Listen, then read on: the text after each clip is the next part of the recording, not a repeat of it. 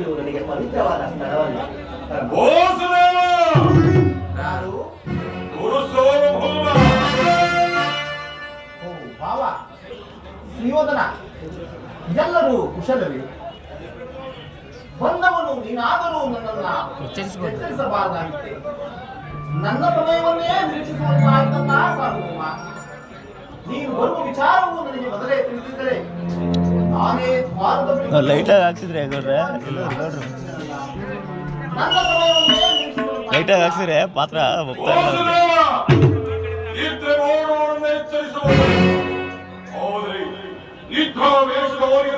ಎಚ್ಚರಿಸುವುದು ನಾನು ಬಂದು ಬಹಳ ಹೊತ್ತಾದರೂ ಎಚ್ಚರಗೊಳ್ಳದ ನೀನು ಅರ್ಜುನರು ಬಂದೊಡನೆ ಎಚ್ಚರಗೊಂಡು ಘೋಷಣವನ್ನೇ ಮಾಡುತ್ತಿರಲಿಲ್ಲ. ಬಹಳ ಚೆನ್ನಾಗಿದೆ ಈ ನಿನ್ನ ಕಪಟ ನಾಟಕ. ಹಾಗೇನಿಲ್ಲ ಬಾವ. ಈಗ ನೀನು ಬಂದ ಸಮಾಚಾರ ಪಾಂಡವರಿಗೂ ನಮಗೂ ಯುದ್ಧವು ಯುದ್ಧದಲ್ಲಿ ನೀನು ನಮ್ಮ ಪಕ್ಷವನ್ನು ವಹಿಸಬೇಕು ಮಾವ. ಏನು ಯುದ್ಧವು ಸಂಭವಿಸಿದೆ? ಹಾಗಾದರೆ ಅರ್ಜುನ, ನೀನು ಕೂಡ ಈ ಯಾದವರ ಸಹಾಯವನ್ನ ಹೇಳುವ ಉದ್ದೇಶದಿಂದ ಬಂದಿದೆ ಎಂದು ತೋರುವುದು. ಹೌದು ಪರಮ. ಈ ವಯಸ್ಸಂಕಟದಲ್ಲಿ ನಾನು ಏನು ಜನಾರ್ದನ ನಿದ್ದೆಯಿಂದ ಎಚ್ಚರ ಬಂದಾಗ ಮೊದಲು ನಿಮ್ಮ ದರ್ಶನ ಮೊದಲು. ಆದ್ದರಿಂದ ನೀವು ನನಗೆ ಸಹಾಯ ಮಾಡಲೇಬೇಕು. ನಮ್ಮಿಬ್ಬರಿಗೂ ನೀವು ಸಂಹಾರ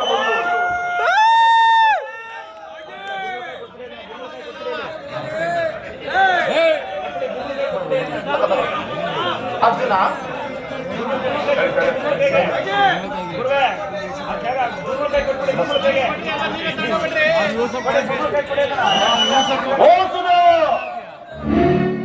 ನಮ್ಮಿಬ್ಬರಿಗೂ ನೀನು ಸಮಾನ ಬಂದು ಯಾರು ನಿನ್ನ ಬಳಿಗೆ ಮೊದಲು ಬಂದವರು ಅವರ ಪಕ್ಷವನ್ನು ವಹಿಸುವುದು ವಿರೋಚಿತವಾದ ಧರ್ಮ. ವೀರನು ನ್ಯಾಯಶೀಲನು ನಿನ್ನ ಬಳಿಗೆ ಬಂದ ನನ್ನ ಪಕ್ಷವನ್ನು ವಹಿಸಿದರೆ ಧರ್ಮವನ್ನೇ ಪಾಲಿಸಿದಂತಾಗುವುದು ಮಾಧವ.